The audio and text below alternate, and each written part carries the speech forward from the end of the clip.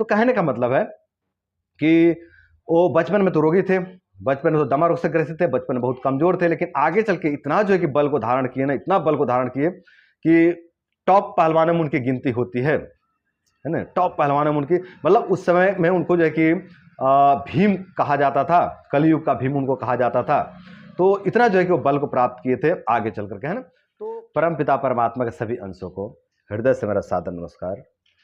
प्रिय बंधुओं, बहुत से भाई हमसे कहते हैं कि भैया, एक तो हम जन्म से ही कमज़ोर थे और जन्म से ही हम बीमार थे। बचपन में हमें जो है कि तरह तरह की समस्याएं परेशान करते रहती थी।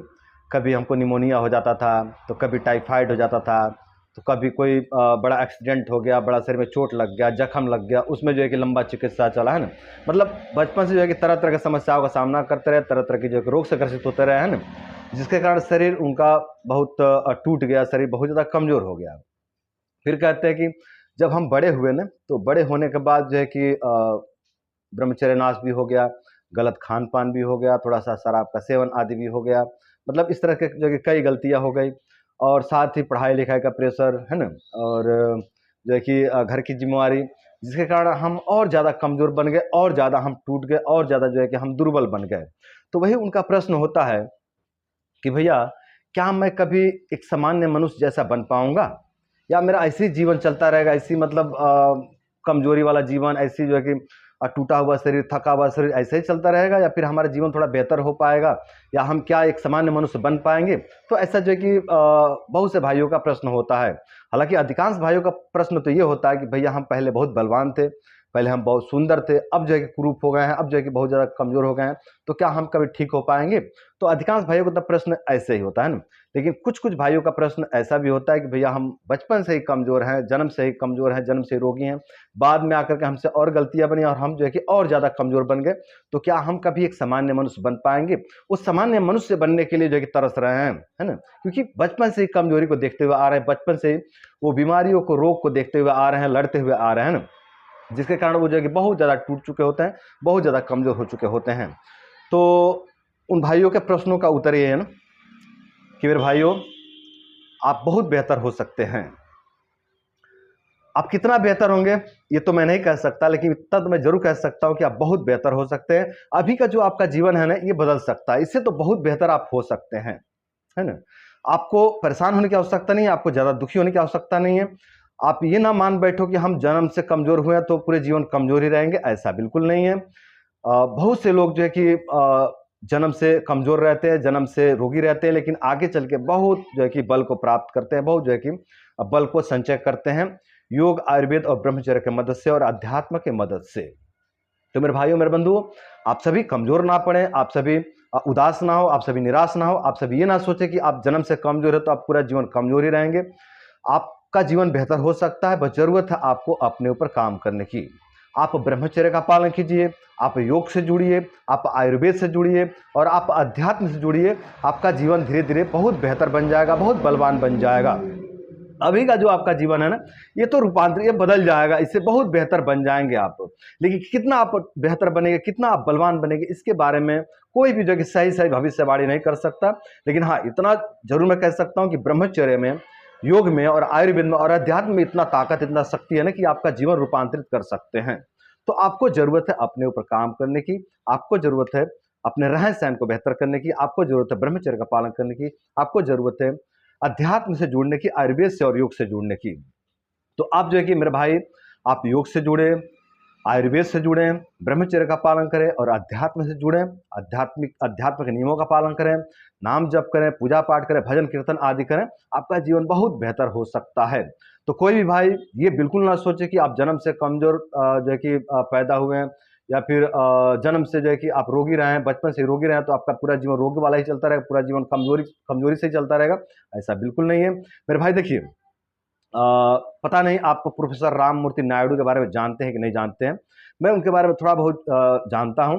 ये जो प्रोफेसर राम मूर्ति नायडू थे ना, ये, इनके बारे में कहा जाता है कि ये बचपन में दमा रोग से ग्रसित थे, है ना। बचपन में ये जो है कि दमा रोग से ग्रसित थे और बहुत दुर्बल, बहुत कमजोर थे। अब यदि बचपन में कोई दमा रोग से ग्रसित है तो आप समझ सकते हो उसकी कमजोरी की स्थिति क्या रही होगी ना। और मतलब बचपन से ही बीमार थे वो, है ना।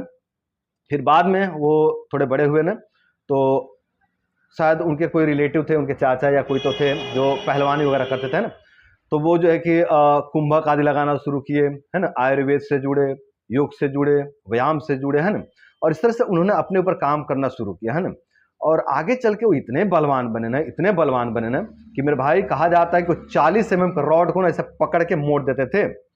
उनके बारे में कहा जाता है, प्रोफेसर राम मूर्ति के बारे में कहा जाता है, जो कि बचपन में दमा रोग से ग्रसित थे। इनके बारे में कहा जाता है कि ये इतने बल को धारण किए ना, इतने बलशाली बने आगे चल के कि ये 40 के सरिया को ऐसे पकड़ के मोड़ देते थे।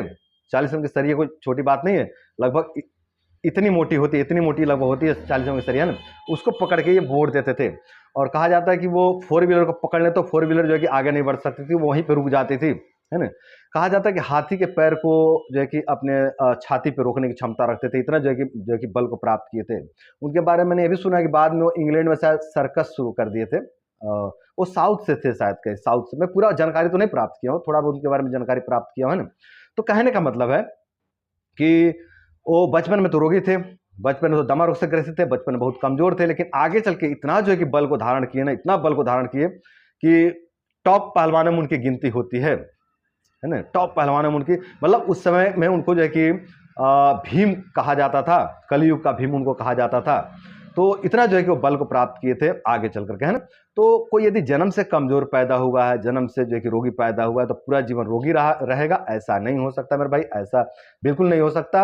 यदि वो व्यक्ति आयुर्वेद से जुड़ता है, योग से जुड़ता है, अध्यात्म से जुड़ता है ना, और व्यायाम से जुड़ता है ना, तो उसका जीवन बहुत रूपांतरित हो सकता है।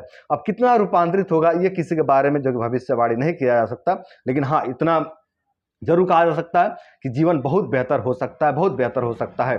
हमने बहुत लोगों के जीवन को बदलते हुए देखा है। बहुत लोगों का जो जन्म से शरीर टेढ़ा था, वो जो है कि योग से, आयुर्वेद से और ब्रह्मचर्य से ठीक हो गया और व्यायाम से ठीक हो गया। बहुत लोग जो है कि जन्म से ही कई बीमारियों को लेकर ढो रहे थे ना, फिर योग, आयुर्वेद और ब्रह्मचर्य की मदद से उनको उस बीमारी से मुक्ति मिली। कई लोगों का दम्मा ठीक हुआ, है ना, कई लोगों का कमजोरी ठीक हुआ, कई लोगों का शरीर का टेढ़ापन ठीक हो जाता है, कई लोगों की आंखों की दुर्बलता ठीक हो जाती है ब्रह्मचर्य से और जो है कि योग से, आयुर्वेद से, है ना। तो मेरे भाइयों, यदि आप जन्म से कमजोर हैं ना, या जन्म से आप रोगी हैं ना, तो आप ये ना सोचें कि आपको जीवन और जो कि रोगी और कमजोर ही रहना है। मेरे भाई, आपका जीवन रूपांतरित हो सकता है, बहुत रूपांतरित हो सकता है। बस जरूरत है आपको अपने ऊपर काम करने की। तो आप ये ना ठान के बैठे कि आप जन्म से कमजोर आए हैं तो पूरे जीवन आपका जो है कि आप कमजोर ही बने रहेंगे, ऐसा बिल्कुल नहीं है। अगर हम इतिहास के पन्नों में जाकर खोजें ना, तो बहुत से अनगिनत लोगों ने अपने जीवन को रूपांतरित किया है आगे चल के योग, आयुर्वेद और ब्रह्मचर्य की मदद से। तो मेरे भाइयों, मेरे बंधुओं, आप सब भी अपने ऊपर काम करें, आप सब भी अपने रहन सहन को बेहतर बनाएं, आप सब भी अपने मनोविकार को दूर करें, अध्यात्म से जुड़े। देखिए, अध्यात्म से जुड़ने के बाद ही मनोविकार से मुक्ति मिलता है, अन्यथा बाकी जो उपाय है ना, टेम्पररी उपाय है ना।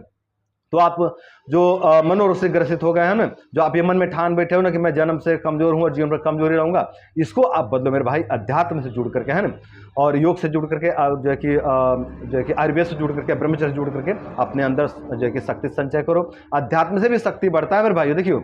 देखिए, योग से भी शक्ति संचय होता है, आयुर्वेद के नियमों का पालन करने से भी शक्ति का संचय होता है, ब्रह्मचर्य से भी शक्ति संचय होता है, और अध्यात्म से भी शक्ति संचय होता है। तो मेरे भाइयों, इस तरह से आप अपने ऊपर काम करके शक्ति संचय करें। आपका जीवन कितना बेहतर होगा मैं ये तो नहीं बता पाऊंगा, लेकिन इतना जरूर कह सकता हूं कि अभी की जो स्थिति है इससे बहुत बेहतर आप बन सकते हो, अपने ऊपर काम करके, अपने लाइफ स्टाइल को बेहतर करके, ब्रह्मचर्य का पालन करके, जो है कि योग से जुड़ करके, आयुर्वेद से जुड़ करके और अध्यात्म से जुड़ करके। तो मेरे भाइयों, मेरे बंधुओं, आज की वीडियो में बस इतना ही। आशा करते हैं कि इस वीडियो से आप सभी को बहुत कुछ सीखने को मिला होगा और बहुत सारा मोटिवेशन मिला होगा, और इस वीडियो से सीख लेकर के और मोटिवेशन लेकर के आप सभी अपने ऊपर काम करेंगे, ब्रह्मचर्य का पालन करेंगे, आयुर्वेद के नियमों का पालन करेंगे, अध्यात्म के नियमों का पालन करेंगे, और इस तरह से जो है कि इन नियमों का पालन करके आप सभी अपने रोग दोष बीमारी कमजोरी को दूर करेंगे, और अपने रोग दोष बीमारी कमजोरी को दूर करके आप सभी अपने जीवन को सुंदर, सरल एवं सफल बनाएंगे। तो आज के लिए बस इतना ही। नमस्कार।